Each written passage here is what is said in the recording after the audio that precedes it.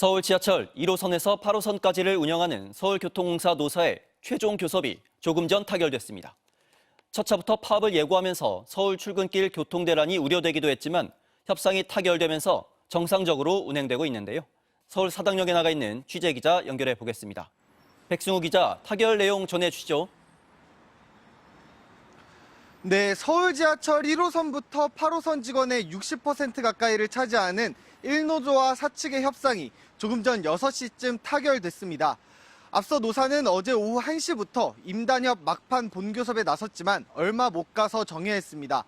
이후 새벽까지 마라톤 실무교섭을 이어갔지만 인력 충원과 임금 인상 등을 두고 양측이 이견을 좁히지 못한 상태였습니다. 새벽 3시 반 협상이 결렬되면서 노조가 오늘 첫 차부터 총파업 지침을 내렸고 출근길 교통대란 우려도 커졌는데요. 서울교통공사가 막판 설득에 나서면서 총파업 선언 1시간 만에 노사가 다시 교섭장으로 복귀해 대화를 이어갔고 결국 조금 전 협상이 타결됐습니다. 이에 따라 노조는 파업을 철회했고 오늘 첫 차부터 모든 지하철 노선도 정상 운행되고 있습니다. 노사는 임금 인상률 3%와 인력 820여 명 충원에 합의한 것으로 전해졌습니다. 노사가 각자 5.2%와 1.8%, 1,200여 명과 280여 명을 주장했던 당초 협상안과 비교하면 노사 모두 양보해 간극을 좁힌 겁니다. 또 지하철 노동자 혈액암 집단 발병 사태와 관련해 작업 환경 개선을 내년부터 시작한다는 내용도 합의문에 포함됐습니다. 다시 한번 전해드리겠습니다. 서울 지하철 1호선부터 8호선 직원의 60% 가까이를 차지하는 1노조와 사측의 협상이 조금 전 6시쯤 타결됐습니다. 이에 따라 노조는 파업을 철회했고 오늘 첫 차부터 모든 지하철 노선도 정상 운행되고 있습니다. 서울 사당역에서 MBC 뉴스 백승우입니다. 광주 공공도서관 공사 현장에서 붕괴 사고가 일어난 지 이틀째입니다. 2명이 숨졌고 아직도 2명은 매몰돼 있습니다. 현장에 나가 있는 취재기자 연결합니다. 김영찬 기자, 수색 작업은 어떻게 진행되고 있습니까? 네, 이곳 붕괴 사고 현장에선 밤새 수색 작업이 진행됐습니다. 소방은 열화상 카메라와 첨단 장비 등을 이용해 나머지 실종자 2명을 찾고 있는데요. 아직 위치조차 확인되지 못하고 있는 상황입니다. 광주 공공도서관 공사 현장에서 붕괴 사고가 발생한 건 어제 오후 1시 58분입니다.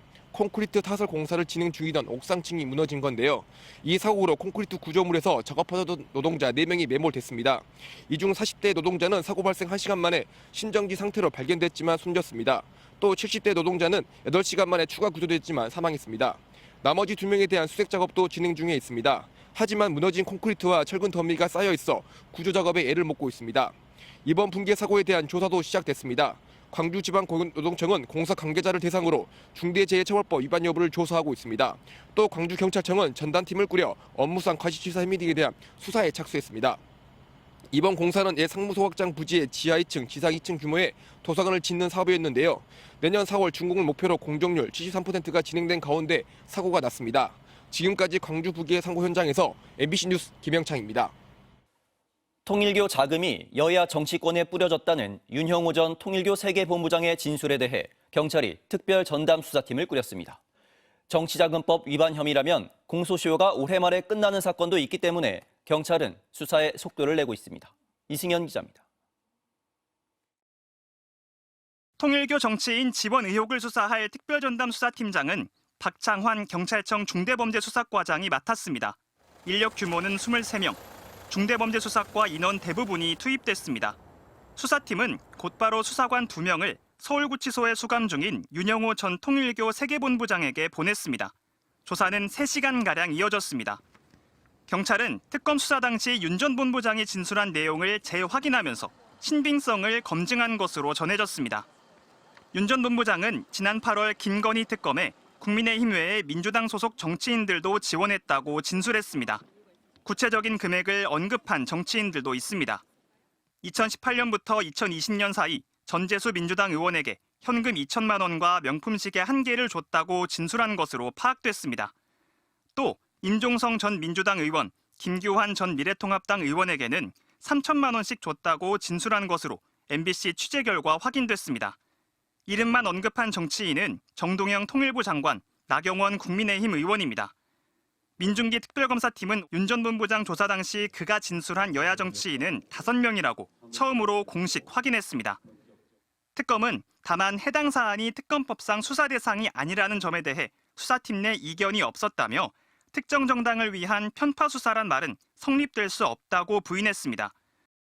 수사에 키를 주게 된 경찰이 속도를 내려는 건 공소시효 때문입니다. 윤 전 본부장이 주장한 금품 제공 시점은 2018년에서 2020년 사이, 정치자금법 위반 혐의 공소시효는 7년입니다. 2018년 금품을 받았다면 공소시효는 이미 만료됐거나 올해 말 만료됩니다. 반면 뇌물 혐의를 적용하면 공소시효는 액수에 따라 10년에서 15년까지 늘어날 수 있어 경찰은 법적 검토에 나선 것으로 전해졌습니다. 경찰은 먼저 수사 기록 등을 살핀 뒤 조만간 강제 수사에 착수할 것으로 보입니다. MBC 뉴스 이승현입니다. 이번 주 들어 가장 추운 아침입니다. 옷차림 더욱더 따뜻하게 하셔야겠습니다. 기압골 후면으로 찬 공기가 유입돼서요. 현재 서울에서 운주가 영하 3.1도로 어제보다 8도가량 낮은 분포 보이고 있고요. 한파주의보가 내려진 보령과 전주도 영하 3도 안팎으로 어제 아침보다 10도 이상씩 뚝뚝 떨어지고 있습니다. 낮 동안에도 찬바람이 쌩쌩 불면서 춥겠습니다. 동해안 지방에선 눈과 비가 이어지고 있습니다. 영동 지방은 폭설의 고비는 넘겼지만 오전까지 1cm 안팎의 눈이 더 내리겠습니다. 주말인 내일은 전국적으로 오전부터 밤 사이 눈, 비가 내릴 것으로 보이는데요. 특히 늦은 오후부터 중부 내륙 지방을 중심으로 강하고 많은 눈이 집중되겠습니다. 강원 내륙에 5에서 10cm, 경기 북동부와 충북에도 최대 8cm가량 되겠고요. 서울도 1에서 5cm로 지난번처럼 펑펑 쏟아지겠습니다. 미리 대비를 하셔야겠습니다. 오늘은 전국에 가끔 구름만 지나겠고 바람이 강하게 불겠습니다. 현재 서울 기온 영하 3.1도, 광주와 대구도 영하 1도 안팎까지 떨어졌고요. 낮 기온도 서울 7도, 남부지방도 10도 안팎에 머물겠습니다. 일요일에도 충청과 남부 제주 지방에는 눈비가 또 내릴 전망입니다. 날씨였습니다.